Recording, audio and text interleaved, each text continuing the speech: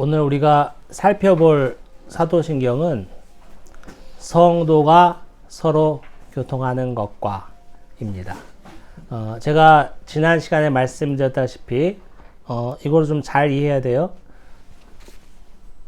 거룩한 공회와 성도가 서로 교통하는 것과, 이게 공회가 성도와 교통한다는 소리가 아니라 그 앞에 크레도가 생략되어 있는 거잖아요. 그 라틴어 성경 우리 보세요. 예, 우리 본문에 보면 크레도인 스피리티움 상크레투움 됐죠?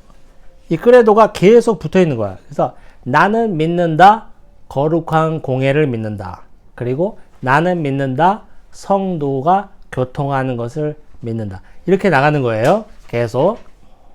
그래서 오늘은 성도가 서로 교통하는 것을 나는 믿는다. 이렇게 풀 센텐스로 쓰면 이렇게 되는 거예요. 그러면 나는 성도가 서로 교통하는 것을 늘 믿는다고 신앙 고백을 하는데, 성도가 서로 교통하는 것, 서로 교제하는 것이거든요. 교제하는 것이 무엇인지에 대해서 우리가 하나씩 살펴보도록 하겠습니다. 종교개혁 이후에 우리 개신교에서는요, 교회론의 핵심에 성도의 교제가 들어가기 시작했어요. 물론 교회는 우리 안에서 올바른 복음의 말씀이 선포되고 또 성례전이 올바르게 집전된다는 것에 그 핵심이 있긴 합니다. 그게 우리의 공동체의 가장 큰 특징이죠. 성례전이라는 것은 성찬과 세례식을 말하는 거예요. 그래서 교회의 가장 큰 특징은 말씀과 세례와 성찬을 우리 세 가지로 꼽을 수 있어요. 교회 안에서 꼭 있어야 할 그런 특징이죠. 자, 그런데 중요한 게 뭐냐면, 그런데 우리 교회 안에서 말씀과 세례와 성찬만이 교회를 특정짓는 요소라고 단정하는 데는 큰 위험이 따라요. 교회는 그 밖에 다른 것도 있다라는 거예요. 그래서 다른 것을 이제 오늘 우리가 살펴본 성도의 교제가 해당이 되겠죠. 사도신경에 쓰인 교제라는 단어를 보면 어떻게 나오냐면요, 커뮤니오라고 나와 있어요. 커뮤니오라는 라틴어가 쓰였는데요. 이 커뮤니오라는 라틴어의 뜻이 첫 번째는 거룩한 것들을 나눔, 이런 뜻을 갖고 있고, 두 번째는 우리가 아는 것처럼 성도의 교제, 또 사귐, 이런 뜻을 갖고 있어요. 두 번째 개념, 성도의 교제를 중심적으로 먼저 설명을 드리겠습니다. 설교와 성례는 정말 우리 성도들에게 큰 위안이 되고 큰 힘이 되는 것은 사실입니다. 설교와 성례는 예수 그리스도의 가르침을 사역에 근거하여 시공간을 뛰어넘어서 그분의 피와 교제를 이루는 아주 신비로운 그런 집행이라고 할 수 있어요. 그래서 성육신한 말씀이신 예수 그리스도, 그렇죠? 예수 그리스도가 말씀이시기도 하잖아요. 요한복음에 보니까 성육신한 말씀이신 예수 그리스도가 말씀으로 선포되고, 그 다음에 세례식을 통하여 예수님의 생명이 우리에게 들어오게 됩니다. 또한 성찬을 통해서 예수 그리스도의 피와 몸을 서로 나누면서 예수 그리스도가 우리 몸 안에 거하시는, 우리와 함께 하시는 신비로운 그런 과정이 바로 성찬을 통해서 또 교회를 통해서 나타나게 되죠. 그것이 우리 교회 공동체를 특징짓는 특징이긴 하지만 이것만은 다가 아니다 라고 설명드리고 싶어요. 자, 교회가 다른 공동체와 비교했을 때 아주 강력한 구별되는 특징이 있어요. 그건 뭐냐면 그리스도께서 사람과 사람 사이의 관계를 매개하신다는 게 가장 큰 특징이에요. 매개한다는 건 뭐예요? 붙여준다, 이어준다. 중매할 때 그 매자잖아요. 서로 연결해준다 이런 뜻이에요. 우리가 성도가 이렇게 한 교회 안에 있지만 우리가 또 개인적인 친분을 떠나서 우리가 엮이게 되고 공동체가 되는 가장 큰 이유는 나를 위해 십자가에서 죽으시고 부활하시고 승천하신 그 그리스도께서 나와 아무개 집사님을, 나와 아무개 전도사님을 이어주는 매개체가 된다는 것이 바로 교회 공동체가 다른 사회 공동체와 다른 강력한 특징입니다. 그런데 예수님은 지금 이 순간도 저와 여러분에게 항상 말씀하시죠. 나를 따르라. 이 따르라는 말에는 물론 이렇게 쫓아간다 이런 말도 있지만 뭐가 있을까요? 나와 같이 하자. 더 나가서 내가 한 것처럼 너도 해라라는 뜻도 갖고 있어요. 나를 따르라는 것은 그냥 쫄쫄쫄 쫓아간다는 그 의미 너머의 그런 뜻을 갖고 있죠. 예수님은 세상과 하나님의 화해자로서 이 땅에 오셨죠. 죄에 빠진 우리가 더 이상 하나님과 화목할 수 없는 존재가 되었고 하나님과 화목할 수 없는 존재가 된 우리를 하나님과 화해시키기 위해서 화해자의 매개체로 이 땅에 오셨음을 우리가 알 수 있어요. 그러면 우리가 그리스도를 따른다고 하면은 어떤 삶이 되어야 되겠어요? 화해하는 삶이 되어야 되겠지. 나와 다른 이를 하나님께 연결시킬 수 있는 매개체 역할을 해야 되는 것뿐만 아니라 그 전에 나 스스로가, 여러분과 저 스스로가 하나님과 온전히 화해되고 또한 이웃과 온전히 화해되는 관계가 형성되어야 한다고 봅니다. 말로만 교회에 다니는 것이 아니라 이웃과 적을 두지 않고 이웃과 함께 어울리고 그 사람이 뭐 그리스도인이든 아니든 상관없이 예수 그리스도가 화해자신데 나를 따르라 하는 예수의 명령을 우리가 쫓는 사람이라면은 나 스스로가 화해자의 삶을 살아야 된다고 봅니다.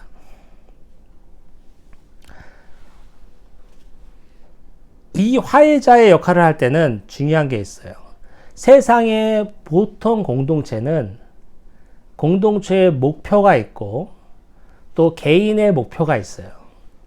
하지만 예수 그리스도께서 원하시는 화해자의 삶은 이런 공동체의 목표를 뛰어넘은 또 나의 이해관계를 뛰어넘어서 남을 생각하고 배려하는 우리가 그게 이타적인 사랑이라고 그러는데 그 이타적인 사랑을 예수님은 우리에게 요구하십니다.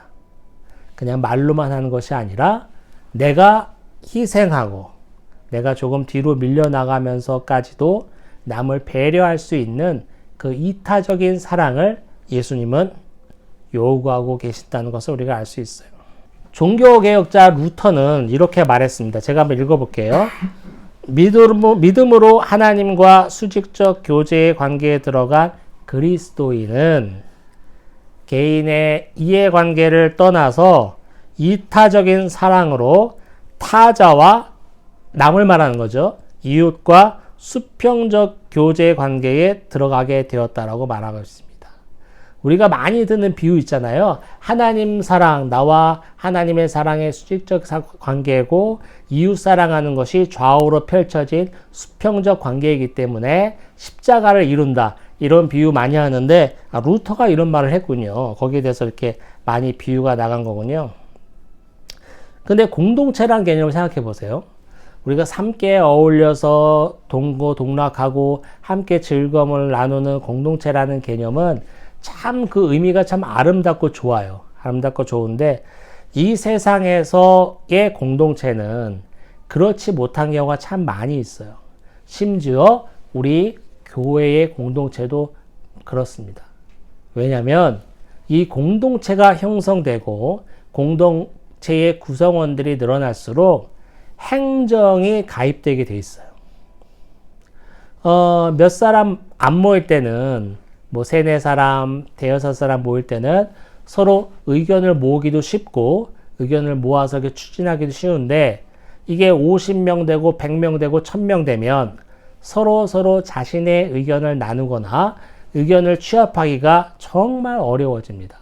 그리고 조직이라는 게 생기고 관료제의 성격을 띤 조직이죠. 그런 것들이 생기기 때문에 상하 관계가 생기고 행정 편의상 또 여러 가지 직분이 생기게 됩니다. 이 과정에서 교회 공동체든 일반 사회 공동체든 아름다운 의미의 공동체가 퇴색되기가 쉬워요. 쉬운 정도가 아니라 100% 공동체의 그 아름다운 의미가 퇴색됩니다. 왜 그럴까요? 우리 모두가 죄인의 집단이기 때문에 그래요.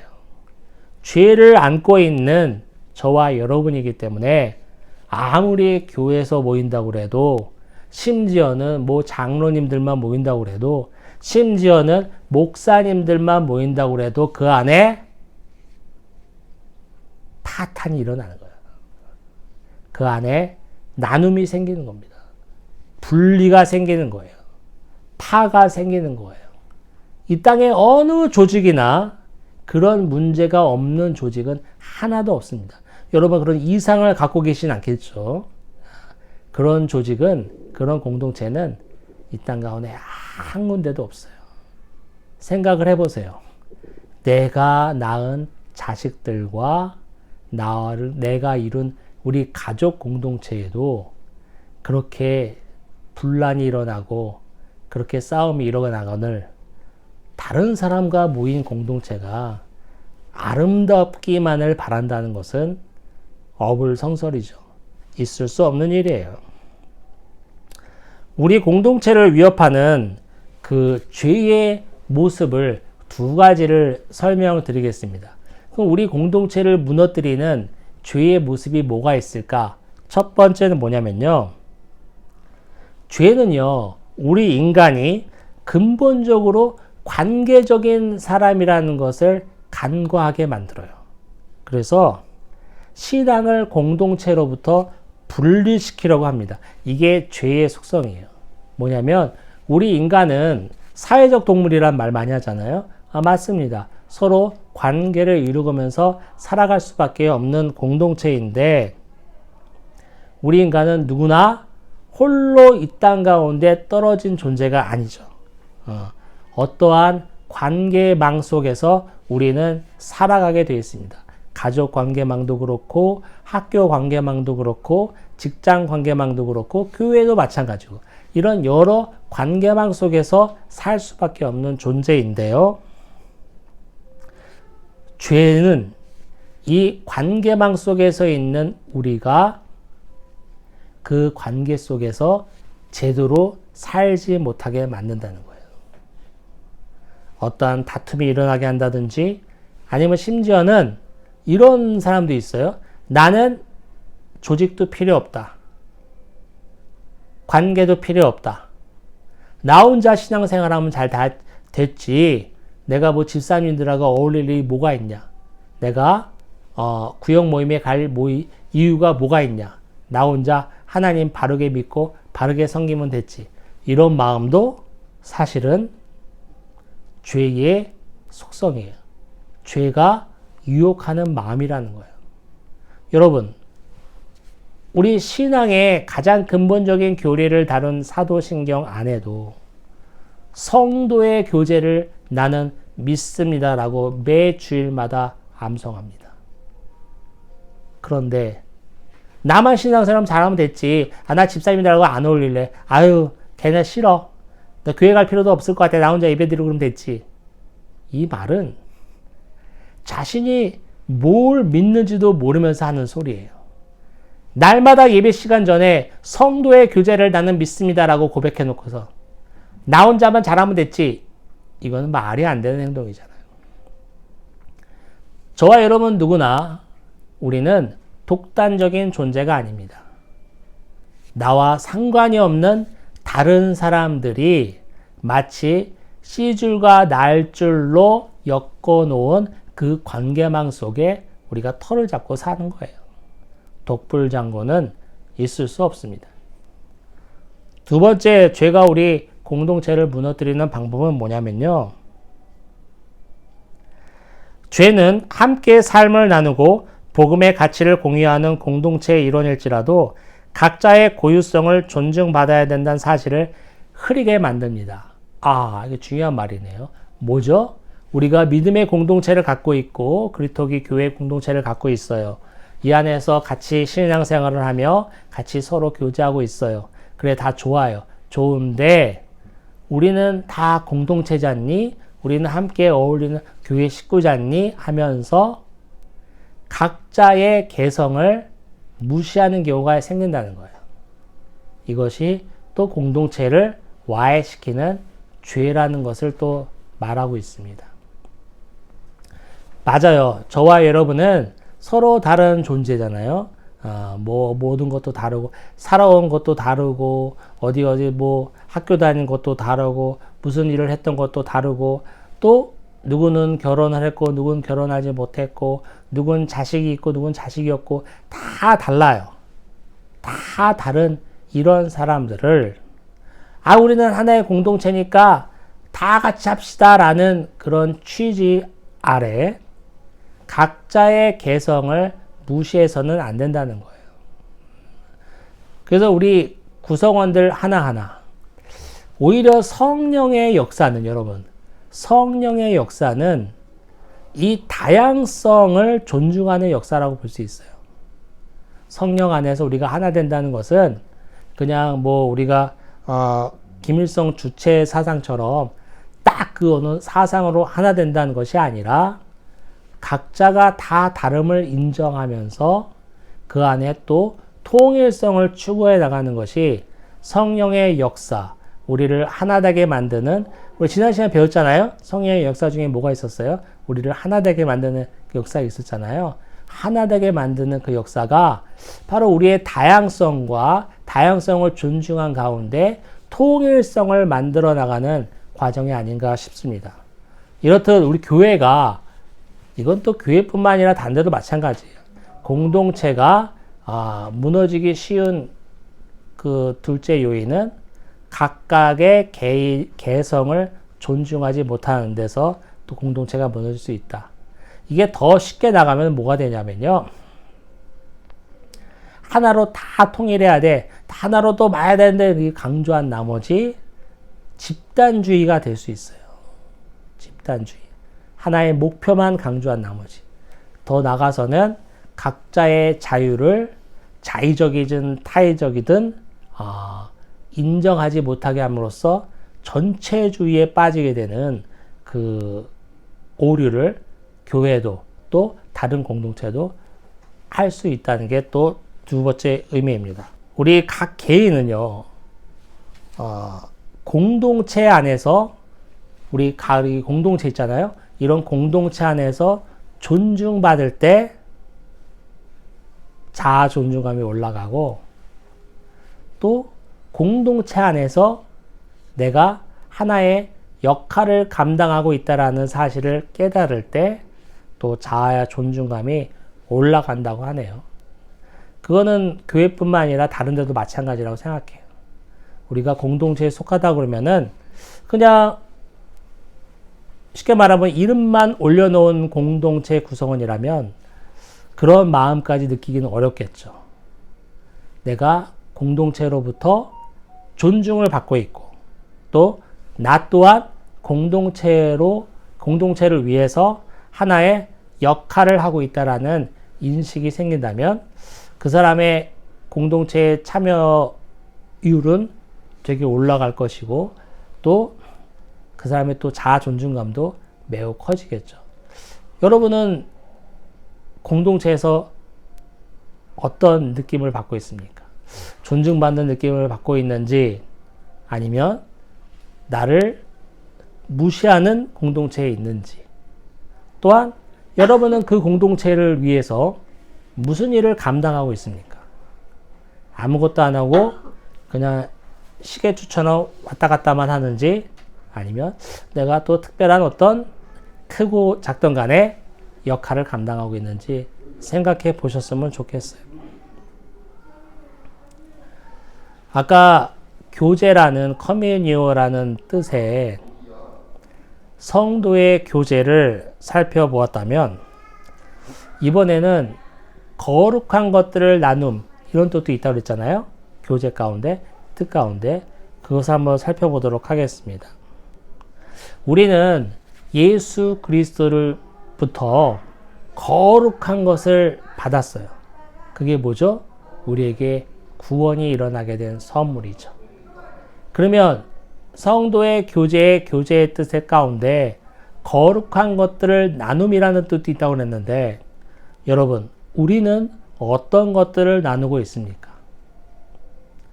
우리는 한없는 거룩의 선물, 은혜의 선물, 구원을 받았는데, 우리는 타자를 위해서, 남을 위해서 무엇을 나누고 있느냐도 생각해 보아야 합니다. 그 미국의 그 설교학자가 윌리엄 윌리엄이라는 사람인데요. 이 사람이 성찬에 대해서 이런 말을 했다고 그래요. 제가 한번 읽어드릴게요. 의미가 깊어요. 성찬을 하며 한 빵과 한 포도주를 나누며 우리는 우리가 되어야 할 교회가 됩니다. 그리스도의 몸을 먹고 마시며 우리는 그리스도의 몸이 되어갑니다. 빵을 함께 먹으며 그리스도를 기억할 때 우리는 다시금 그리스도의 몸속에 속하게 됩니다. 곡물 나달이 모여 하나의 빵이 되듯 그리스도를 따르는 한 사람 한 사람이 모여 하나의 교회를 이루게 해달라고 초대 그리스도인들은 기도했습니다. 이 설교학자는 성찬의 의미를 교제를 강조해서 이야기를 했어요.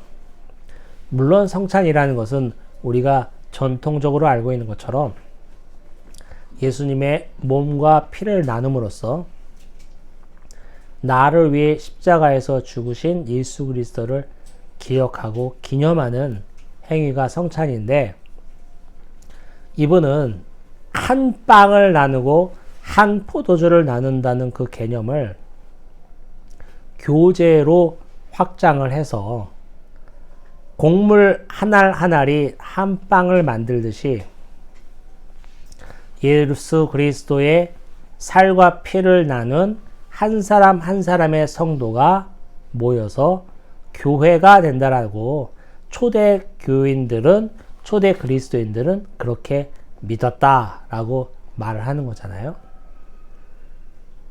우리가 거룩한 것을 나눠야 된다는 것이 교제라고 하였는데, 우리는 이미 거룩한 것을 받은 사람입니다. 은혜를 받은 사람이죠. 그러면 우리는 무슨 나눔이 있습니까? 생각해 보아야 된다는 거예요.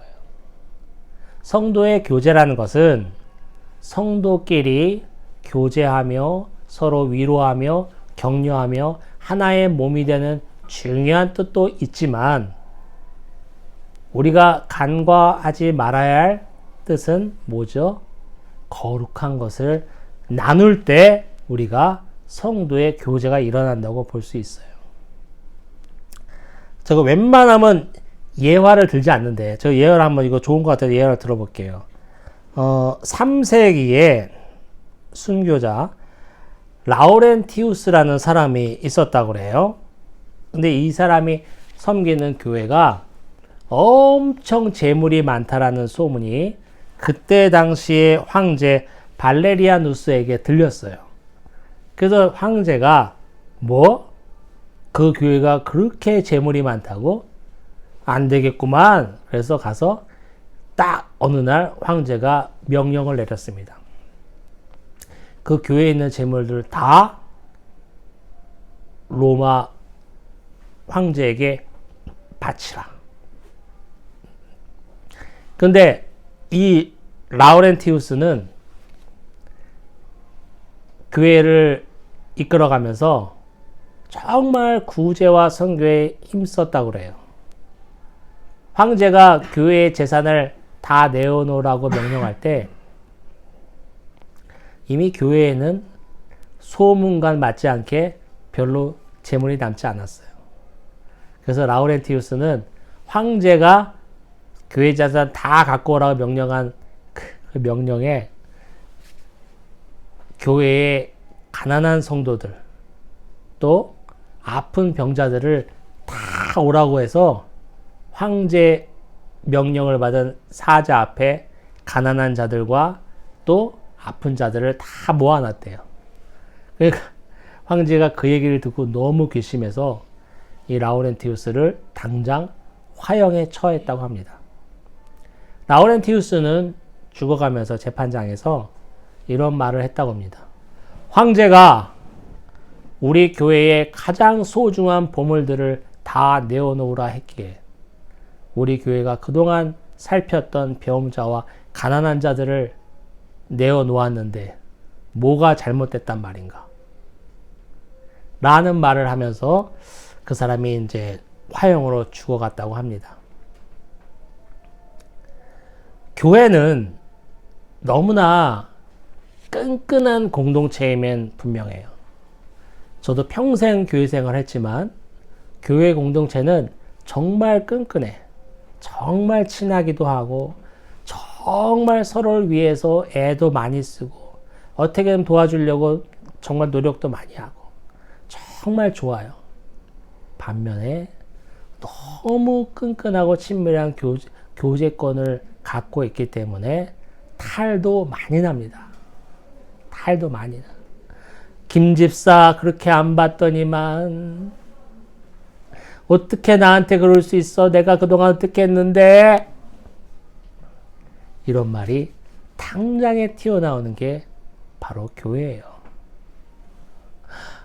우리 목사님 그렇게 안 봤더니만 박 권사님 헌금 많이 하니까 절로 쪼르륵 하신 거 봐. 나는 이제 쳐다보지도 않아. 이런 말이 숱하게 나오는 게 우리 교회 안에서입니다.